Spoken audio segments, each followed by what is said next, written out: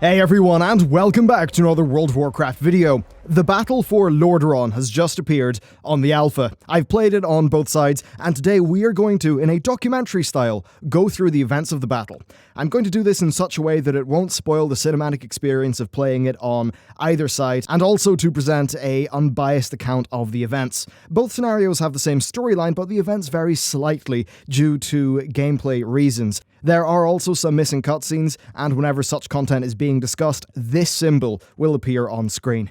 The Horde have just burnt down the Night Elf home of Teldrassil. In response, the young king Anduin Wrynn leads an alliance army north to reclaim Lordaeron. The Horde has to pay for what they've done, but Anduin is also keen to prove himself as a capable wartime leader who is worthy of his father's legacy. The battle begins with Alliance forces landing on the coast of Tirisfal and laying siege to the city, bombarding it with conventional weapons. Initial attempts to storm the walls are unsuccessful, and Anduin is left waiting for more troops to disembark and make their way to the staging point at the town of Brill.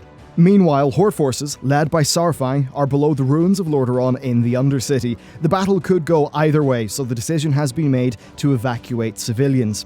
Alliance agents attempt to disrupt this, but they are unsuccessful, and with the evacuation of the city complete, Saurfang joins the rest of the Horde forces in the main courtyard. With their reinforcements having just arrived, the Alliance forces led by Anduin and Genn Greymane commence the attack, along with a wave of massive siege engines. This isn't looking good for the Horde, but Sylvanas does have a trick up her sleeve, an Azerite war machine. However, it is not ready just yet. They need time which Saurfang is happy to give them.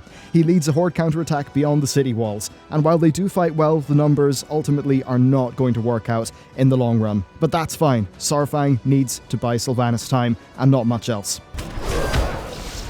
And he does. Sylvanas unleashes the Azerite war machine. It's a tremendously large and fearsome weapon, but even with Horde defenders, the Alliance forces are able to destroy it.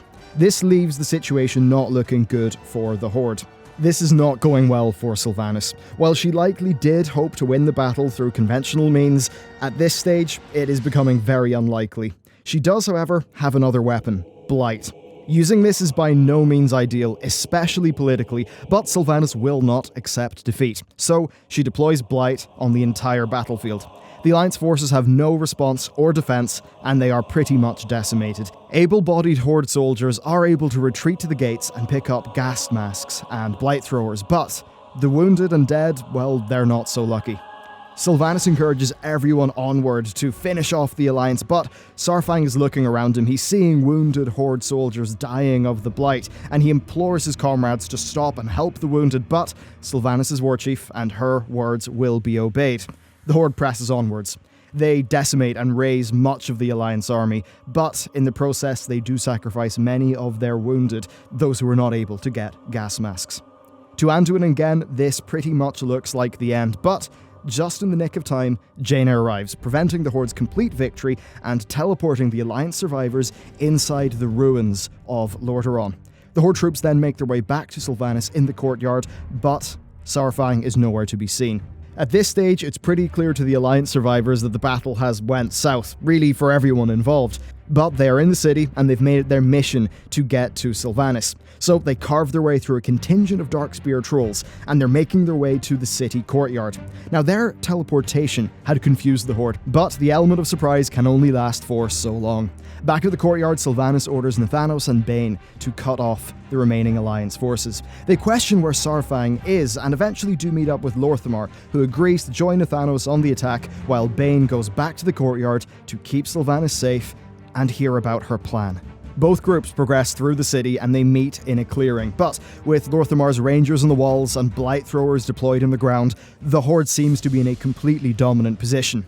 Jaina offers to teleport them out, but Anduin decides to press on, and just before the groups clash, a void portal appears in the middle of the field. Illyria springs out of it, along with a contingent of void elves and a group of mechanized gnomes led by Mechatork.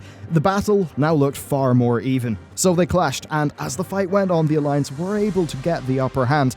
However, as it would turn out, this was all part of the plan. Back at the courtyard, presumably after explaining her plan to Bane, Sylvanas sounds the retreat. The Horde forces fall back as distant blight throwers bombard their position, cutting off the Alliance forces. Before long, Nathanos' party made it back to the courtyard just in time to see Saurfang emerge. Saurfang is disgusted, horrified, and he feels betrayed. To him, chemical warfare is one of the least honourable ways to wage war. In the Azerothian context, it has quite the history. Its use in the Wrathgate led to Saurfang's son's army being destroyed. Of course, Saurfang's son was raised by the Lich King. Soon after this, Sylvanas then attempted to use a new blight against the Gilneans, which was to the horror of Garrosh, who asked what separated her from the Lich King now. Well, just as she told Garrosh back then, she serves the Horde. Sylvanas chastises Saurfang for his old values, saying that honour means nothing to a corpse, and that in his selfish honour, he would end up letting the Horde die. Both have valid points, and ultimately Sylvanas and the rest of the Horde walk away to bear witness to her plan. The Alliance forces, now cut off by Blight, are able to use gyrocopters to reach the main courtyard, and while they do just miss Sylvanas, they find a lone Saurfang. Anduin appeals to his honour. After all, Saurfang and Varian did respect each other, and Saurfang's opinion on the Blight is likely in line with those of the Alliance members. Still, it's not in Saurfang's nature to surrender, so he charges Anduin. And while he may not have meant to, in doing this, he buys Sylvanas and the other members of the Horde time to get to safety and realise their ultimate plan. Which we players do not get to see, because the cutscene is not there. It seems pretty clear though. Sylvanas likely destroys the Undercity, probably using enough Blight to make it completely unusable to the Alliance. We do know that the Alliance is able to escape, most likely because of Jaina teleporting them. So both sides return to their capitals. Saurfang is imprisoned within the Stormwind stockades, and a Zandalari warship carrying Prophet Zul and Princess Talanji is captured in the Stormwind harbour. After hearing about Zul and Talanji, Sylvanas' next move is to secure them in the hopes of opening up the Zandalari Empire. Sylvanas dispatches numerous Horde heroes off on this mission, and along the way they do end up meeting Saurfang. However, Saurfang breaks out of prison, and he asks for words with Anduin, and he is not seen by Horde players again. The rest of the Horde party, of course, does break Zul and Talanji out of jail, leading to the Alliance to correctly speculate that the Horde is trying to bring the Zandalari into the fold. In response, Jaina suggests that they go to Kul Tiras, and with that, the Battle for Azeroth expansion begins. So, there you go, that's pretty much what is going on with the Battle for Lordaeron. Overall, the visuals here are so damn impressive. It really is quite well done overall. It's nice that really we're getting two scenarios from either perspective, and with the whole thing about Saurfang and Sylvanas, I actually think that's a really interesting clash of characters, and I'm especially interested to see where the storytelling goes in that regard, and what Saurfang will do. I actually polled people on Twitter, would they be happy if there was a plotline of Saurfang trying to maybe restore the former glory to the Horde in his eyes, and maybe if that means he would be a future war chief. And to my surprise, people were hyped enough about that to potentially bench misgivings about the Horde War Chief roulette, where they've got a new War Chief pretty much every expansion. Overall though, very interesting stuff. Of course, this is following on from Teldrassil, which is another major event that we'll be playing through in-game. To be super clear, this is a PvE thing. Horde players and Alliance players do not see each other here. They are two separate scenarios which cover the same events in largely a very similar way. However, cutscenes, cinematics, etc. are not there now, but